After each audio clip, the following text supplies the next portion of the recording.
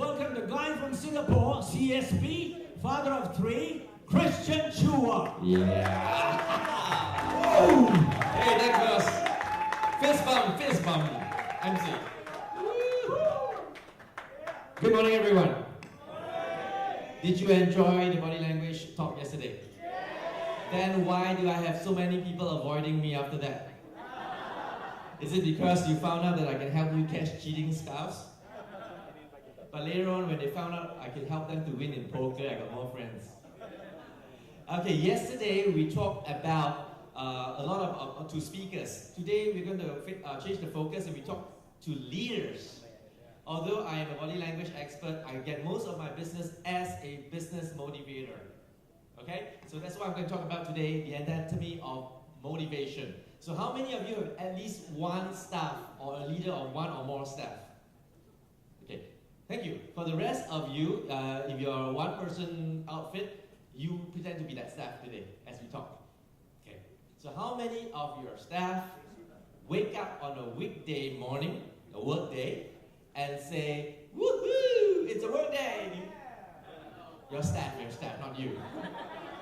No. Okay, so go to their Facebook or their Twitter, and on Fridays you see whether they put TGIF. Thank God it's Friday, the weekend is here. If they put that, it also means, oh my God, it's Monday, it's Tuesday, it's Wednesday, it's Thursday. They're actually dragging their feet to work. So that's a telltale sign that they're not flourishing in the workplace. Are you thriving or surviving in your workplace? Surviving means it's like a bird in a cage. It can survive, but if you let it out, it will thrive. You play fighting fish before beta. It can survive in a jar, but it will thrive if you let it out of the jar. You understand the difference? So going to work alone, they have different objective, and they may be dragging themselves to work because they need one thing. It's called the salary. And we actually we exchange the best time of our lives and our years to a corporation. From 9 to 5, we decide to give our effort and our energy to the corporation in exchange for this thing called money. Right? That's why we're working for the money. We are working for the money. But if you're in your element like me, and a lot of speakers, we enjoy what we do and we get paid anyway. Yeah, that's called passion. So when I was 23 years old, I attended this man's seminar. He wasn't so popular then. I don't think you even know his name if I mention it. Anthony Robbins. He was a young guy, and they said it's $200 Singapore to attend this guy called Anthony Robbins. I said, who? That's a fifth of my salary. He says, go, he will change your life. My friend said, go, he will change your life. And he asked this question to the audience. He said, if you have $10 million in your bank account, and if you wake up and you didn't have to work again, what would you do with your life? I'm not asking what would you do with the money. I'm asking you what would you do with your life if you didn't have to get up and work for money? And the whole place was silent. And I stood up and I said, I want to be like you. Seriously, thank goodness the first motivational speaker I saw was the highest bar. I think he was one of the high bars. And I said, oh, that's how we got to be when we become motivational speakers. And so I set my bar after that. But I remember when I was 17 years old, I like to break dance. Where's Romeo? Yeah. And I went to my dad and I said, Dad, he said, son, what do you want to be when you grow up? I said, I want to be a break dancer. He said, no, you become an engineer. I said, why? He said, Singapore's developing. If you become an engineer, you will definitely have work. That's called chasing the industry with little regards of what I like. And I said, I want to be a break dancer. He said, shut up and go back to your room. I said, yes, Dad.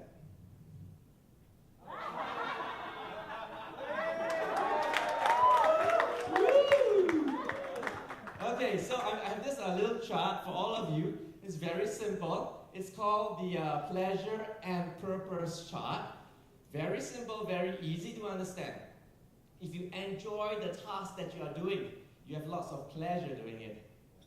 You're on this side. If you're in work and they ask you to do something you don't like to do, but you're doing it anyway because maybe you need the money, then you're on this side. You understand so far?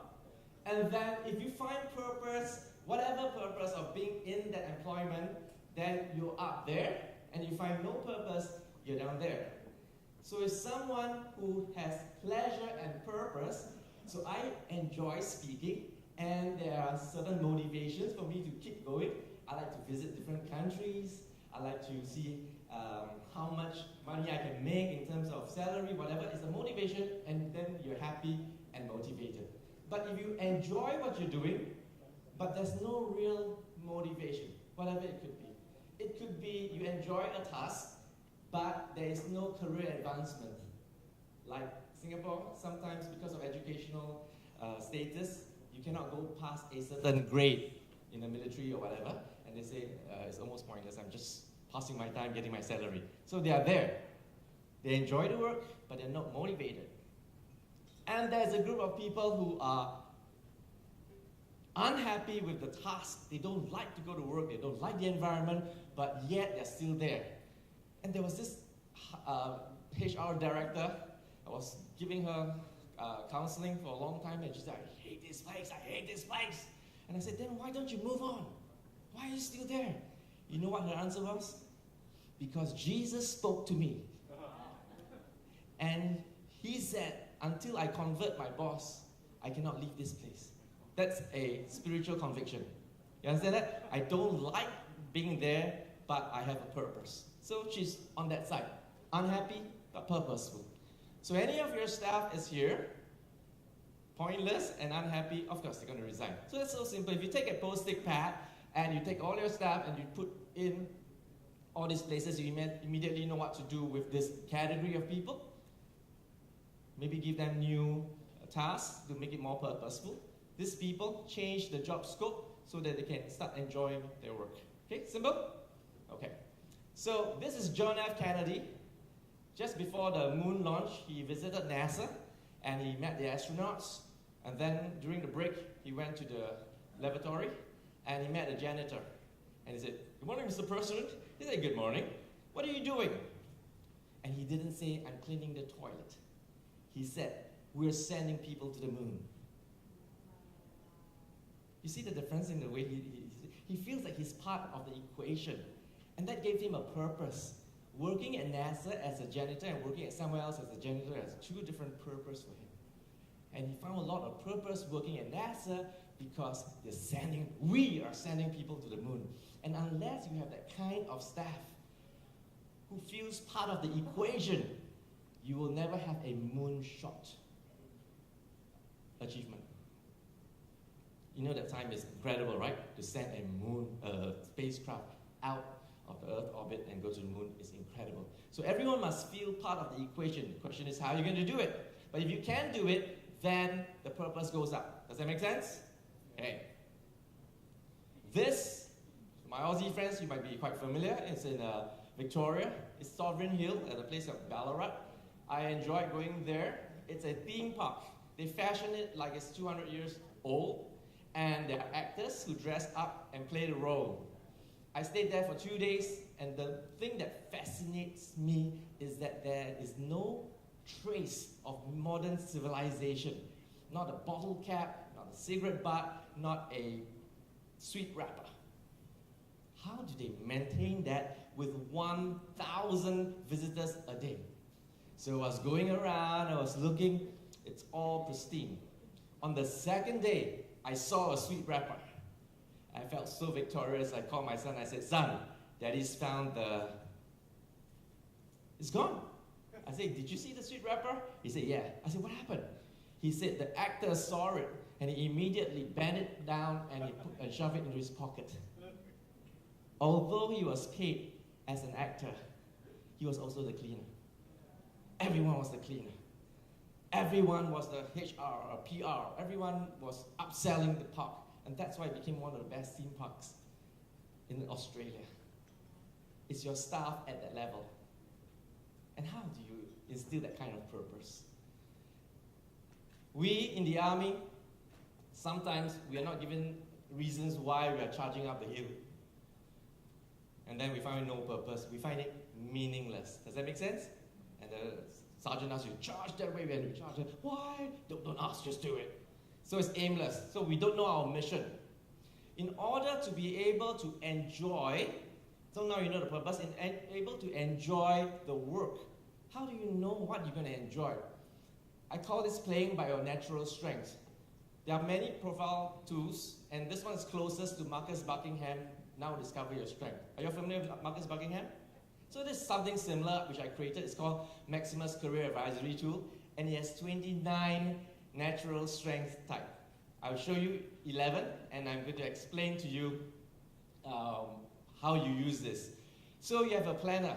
I met Chris. Yesterday I met her. Today I met her. She keeps saying, I love organizing, I love organizing, I love organizing. So she's a planner. That's a natural behavior. She just loves planning. So now, the mistake that some corporations do is this. This year, you organize a Christmas party. Next year, you. And the next year, you. And the next year. That's called fairness. But one person enjoys doing it more than the other. And you see the standard of the Christmas party varies between the years. You understand that? Because one enjoy and the other one just, let's do the basic and let's go. So that's the natural behavior, natural strength is called a planner. What's a performer? Someone who comes on stage or do anything, a craft that requires validation. A singer, a ballerina, a photographer, a chef, a speaker. We thrive on validations, applause, recognition, things like that. Okay? So when I was an entrepreneur previously, running my printing business, I played on my business strength, but I didn't have a chance to be on stage. And now I'm totally in my element, and that's why I enjoy it. And there's a young lady there asked me, how old are you? And I said, make a guess. And she said, 31. Wow. And I said, no, I'm 51. Well, thank you. And she's so excited. I thought the other girls, oh, he's too old, I don't want him anymore.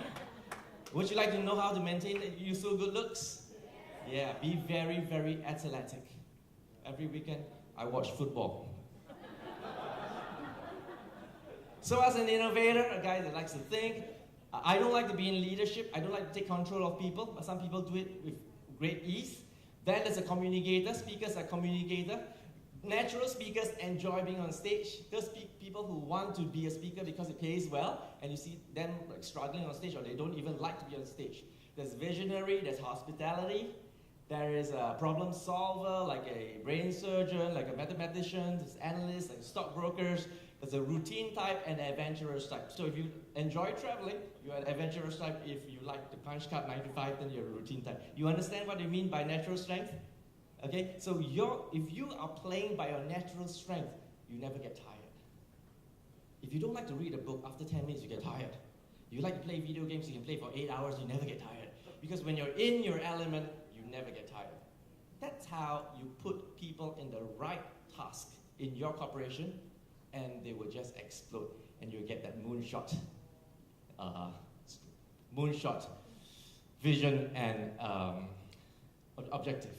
Okay, so when you put them into the enjoyment area, it goes up here, and with purpose, they go up there. That's it. You have happy, motivated employees. But what are people looking out for? What are people motivated?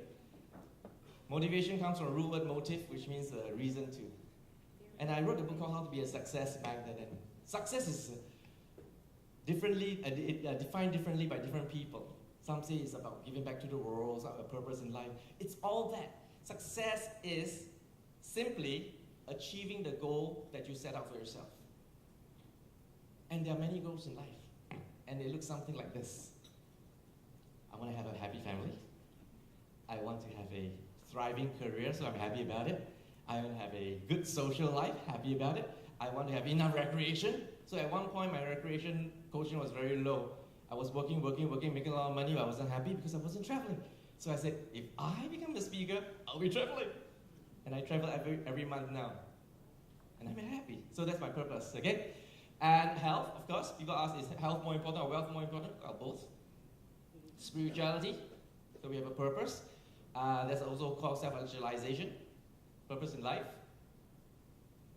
Time's up, is it? No, huh? Okay, and where's finance? Finance, I feel, is just a vehicle to get you out there, right? It's a vehicle that can help you achieve your family goals, your career goals, your social goals, recreation goals, and all these things. So we are driven by all these things. If you find out where your staff, what are your staff looking for, and you help them achieve it, they'll be happy in your organization. Simple as that. Okay?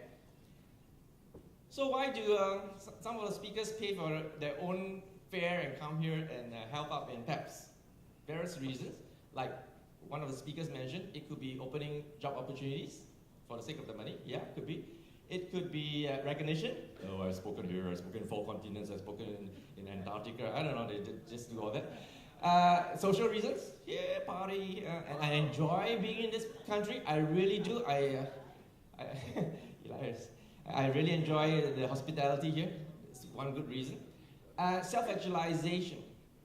What have I achieved in life? I've been on this TV station, I've been on that TV station, etc., etc. So it's all part of the collection of this thing called self-actualization. But ultimately, we are all in the pursuit of what? Don't you think so? Almost everything we do is about being happy. Why are you here? I'm happy. Why do you marry that girl? I'm happy. Why do you buy that handbag? I'm happy. Why do you sacrifice for charity? Because it makes me happy. Yeah. So everything we do is about in the pursuit of happiness. So, if just based on this, how do we win people over? My audio is not working.